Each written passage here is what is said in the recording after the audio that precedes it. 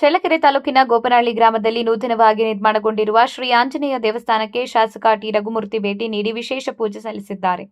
ನೂತನವಾಗಿ ಪ್ರತಿಷ್ಠಾಪನೆಗೊಂಡಿರುವ ಶ್ರೀ ಆಂಜನೇಯ ಸ್ವಾಮಿ ವಿಗ್ರಹ ಹಾಗೂ ಕಳಶ ಪ್ರತಿಷ್ಠಾಪನೆಯ 48 ದಿನಗಳ ಮಂಟಪೋತ್ಸವದ ಅಂಗವಾಗಿ ದೇವಸ್ಥಾನದಲ್ಲಿ ಬೆಳಗ್ಗೆಯಿಂದಲೇ ಹೋಮ, ಹವನ ಹಾಗೂ ವಿವಿಧ ವಿಶೇಷ ಪೂಜಾ ಕಾರ್ಯಕ್ರಮಗಳು ಭಕ್ತಿ ಭಾವದಿಂದ ನೆರವೇರಿದವು.